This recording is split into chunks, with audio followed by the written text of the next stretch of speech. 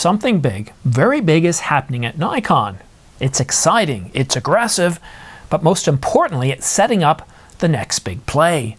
Less than 6 months after acquiring Red, Nikon's making their mark. The Red V Raptor 8K VV is 9% off at $18,676, but the Red Komodo is 17% off at $49.95, and the 6K Komodo X, well, it's discounted 30% at $69.95. And there's more. But before we get to the details, please subscribe to this channel. It doesn't cost you anything, helps this channel grow, and keeps you up to date on the latest camera coverage. And these prices, folks, those aren't sale prices. These are the new low prices for the Red Komodo cinema cameras, up to 30% off. We're excited to introduce this new low pricing, which lowers the price, which lowers the hurdle for a new group of filmmakers to take advantage of the exceptional cinema quality and creative possibilities of Red cameras. Do you realize what's going on here? Nikon's gone to war. War against Canon and anybody else in the cinema space. Something remarkable has happened here. Nikon has gone from a company that had absolutely no cinema cameras to a company that has more cinema cameras, more advanced cameras than what Canon has, and Sony and many others, at least in the space from around $4,000 or $3,000 all the way up to $100,000. But slashing prices, well, that's only the beginning.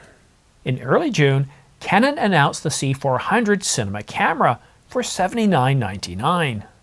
Essentially what Nikon's telling the market is the gloves are off, that they're ready, that they have, how should we say, the best range of cinema cameras of any stills hybrid camera. And even when we look into the cinema space, when we start to approach that $100,000 price point, well, Nikon, through the acquisition of Red, has the best range of cinema cameras.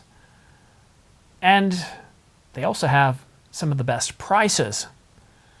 But there's more. You see, that's only the first round. While Canon might be getting ready to follow up with another cinema announcement, Nikon is getting ready for something else. They're getting ready to, well, fire off their second salvo. And that's going to be updating their stills hybrid line with, well, the intellectual property that they acquired from Red. And next up is the Nikon Z8 and the Nikon Z9. And that's going to be round two, folks. And I know what you're thinking. Canon just refreshed the R5 with the R5 Mark II, and the EOS R1, their flagship mirrorless camera, will start shipping in late November. So if you were the CEO, the head of Nikon's imaging department, what would you do here? You've got the Nikon Z9, which was released, not announced, released, back in December the 24th, 2021. And it was announced right around this time. It was actually it was late October, and we had a month of teasings of this new camera. What would you do?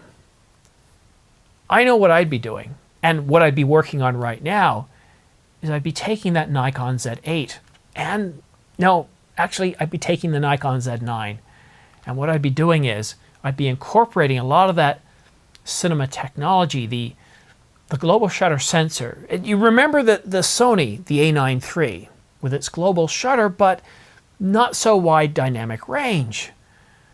Well, Red, with their V Raptor X and XL, the one that costs around $29,999, that's right, $29,000, well, let's say $30,000. That camera has up to about 20 stops of dynamic range. Now, base model has 17 plus stops of dynamic range. To get 20, you have to choose some settings, and I forgot what settings they are in the menu system, but basically it allows you to get more dynamic range up to 20 stops. It just limits some of the resolutions and refresh rates that you can get.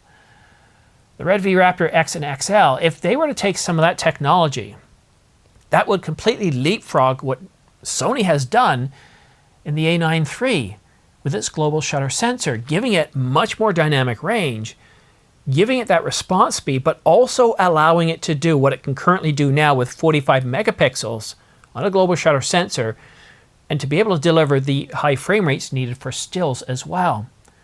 You see, the Nikon Z9 isn't going to be just a minor update. It's going to be a huge update. It's going to be really big. And I thought that when the Nikon Z9 came out back in 2021, it was really the master of everything, a jack of all trades. As a flagship mirrorless camera, it had the best video out there, 8K 60 frames per second, and with a firmware update, it got Apple ProRes. Then they released the Nikon Z8, which was a mini Nikon Z9. The main differences was, well, if you wanted the best of the best, the fastest of the fastest, and you wanted things like dual CF Express Type B card slots, well, you'd obviously go with the Nikon Z9. If you were a sports shooter, you would go with the Nikon Z9. If you're a fast action photographer, you'd go with the Nikon Z9. The Nikon Z8 gives you almost all of that, but for $1,500 less. And look, I love the R5. I got two of them, the R5 Mark I and the R5 Mark II. And I think it's a terrific camera. I'm still learning and getting used to it. I love Canon Log 2. I love that profile. I love those extra stops, up to 16 stops of dynamic range. But Gerald Undone, a friend of mine, was telling me that, well, in his latest video, he was telling all of us that, you know what, actual amount of usable stops with 4K fine and many other modes, actual stops was something like 13.6, 13.5 stops. And that's huge, usable stops. I'm really excited to see what this war will deliver to us. I do think that the R5 Mark II is Canon's master of everything, jack of all trades, but when we look at Nikon with the Z9, it's clearly their master of everything and jack of all trades. And when we see everything on the marketplace, it's battling out that title, and it's pretty easy if you're a Nikon fan to say, yeah, it's better than the R1, it's better than anything else out there. And if you're a Canon fan and you're looking at the R1, you can still look at the Nikon Z9 and say, that's a really good camera. I think this war, this new battle, this new strategy, this aggressiveness by Nikon, this is really gonna step things up. Just like the R5 Mark I did back in 2020, completely leapfrogging the competition.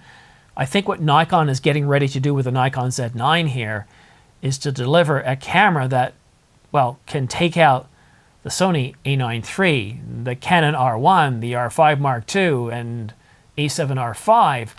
It could potentially be the best of the best, the master of everything, jack of all trades, if Nikon plays their cards right. And from what we're seeing here, by lowering the price points of these cameras, that tells me something else. Why would you lower these unless you were planning on doing something with your stills hybrid line and you're bringing these prices down in line with that? Because if we take a look at some of the other prices for the Komodo line, we can see from $29,000 up to around $100,000, well, we're not seeing a huge drop in price. In fact, we're not seeing any price decreases. And if you are interested in picking up any of these red deals, then please consider using my affiliate links to Adorama and B&H. Really, you're the reason I'm on the air here. By using these affiliate links down below, you don't have to go through any hassles. You pay the same price as anybody else would not using my links. But by using my links, I could get a small commission or fee back, which helps keep this channel on the air. So the best of both deals for all of us. And I got to tell you, when I was looking at reviewing the Red V Raptor X and XL last year, the one that sells for $29,999 with its global shutter sensor, 8K up to 120 frames per second, 17 plus stops of dynamic range up to 20 stops, I really thought, wow, just to be able to have that camera, just to be able to use it to explore. It kind of reminds me of when I turned 37, I bought my first sports car, a Corvette, a C6 with a Z51 package. Wow, that car had a lot of performance. I was lucky enough to be able to drive a Ferrari 328 when I was, I think, 21. My neighbor had one. And, you know, this Corvette could run circles around it. It is an incredible car, high performance. And to have it, to own it for a few years, I was incredibly fortunate.